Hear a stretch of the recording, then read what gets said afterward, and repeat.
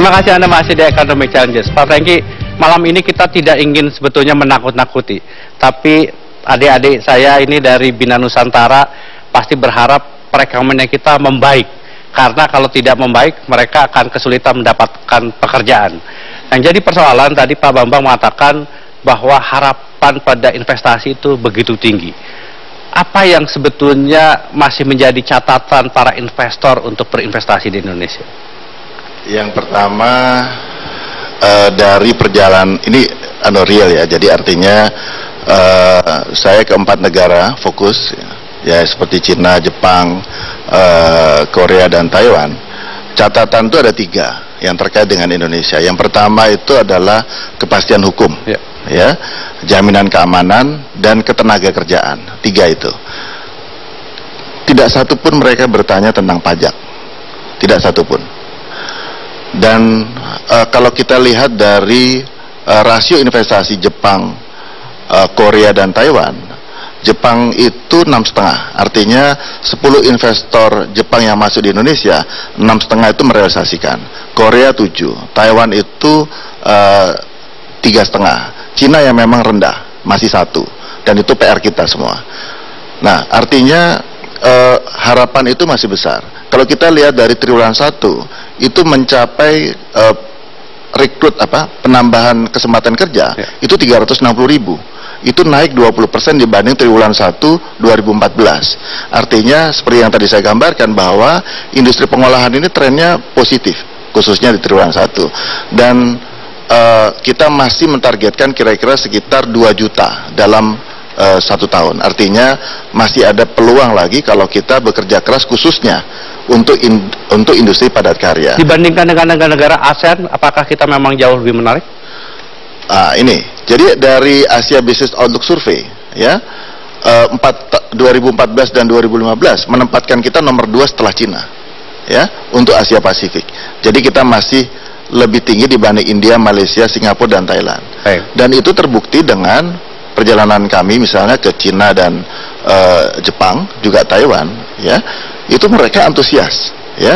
2 negara khususnya Cina dan Jepang, mereka mau invest lebih, gitu. Begitu juga Korea. Nah, di Jepang misalnya yang masuk, mereka sudah tidak lagi industri tradisional, mungkin tradisional dalam arti otomotif dan elektronik. Mereka masuk ke pertanian, ke oleochemical, yang semua bernilai tambah dan berorientasi ekspor. Perikanan mereka akan masuk, galangan kapal akan masuk. Begitu juga Korea.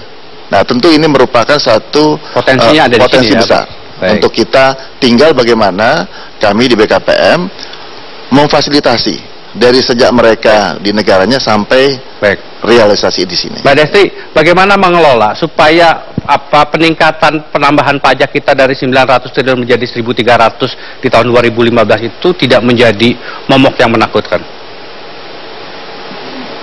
Bagaimana mengelola ya, kalau menurut saya tentunya seperti yang tadi dikatakan oleh Pak Menkyu, benar-benar kita upayakan dari sisi compliance-nya.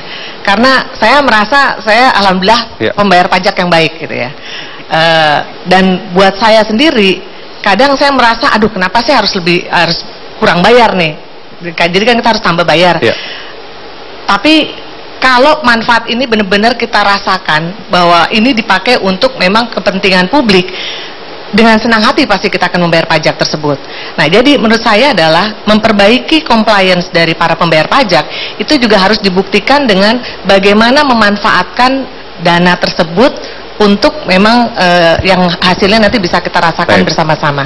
Pak Menteri, tidak menakutkan ya Pak, angka sebesar 1.300 triliun, hampir 44% itu? Ya, saya pakai patokan sebenarnya simpel. Kalau sejak 2008 pertumbuhan pajak kita normal sekitar 15%, harusnya 2015 memang angkanya itu 1.300 ya. Problemnya adalah sejak tahun 2011 terutama pertumbuhan penerimaan pajak kita itu tahu-tahu di bawah pertumbuhan dari PDB-nya. Padahal seharusnya kalau konsepnya pertumbuhan penerimaan pajak itu harus di atas pertumbuhan PDB, ya, karena ekonomi tumbuh, pajak harusnya naik, dan naiknya lebih besar daripada tumbuhnya ekonomi. Nah, itu yang kita lihat sebagai sesuatu yang abnormal, yang anomali, dan itu yang menunjukkan bahwa tadi compliance rate yang rendah, kemudian kebocoran restitusi PPN yang besar, dan masih terbatasnya wajib pajak kita. Ya mungkin kalau kita bicara Pak Haryadi atau Bu Desri atau Pak Franky atau kita semua di sini mungkin termasuk yang patuh. Ya. Tapi kan Indonesia ini 255 juta dan terus terang dari data yang saya lihat sendiri masih banyak orang menengah ke atas di Jakarta yang belum membayar pajak dengan benar. Baik, Mas Bambang, nanti saya ingin tanya lagi. Tadi dikatakan perlunya infrastruktur. Bagaimana dan kapan investasi infrastruktur itu akan bisa direalisasikan? Kita harus lihat terlebih dahulu. Jangan kemana-mana, tetaplah di Ekonomi Select.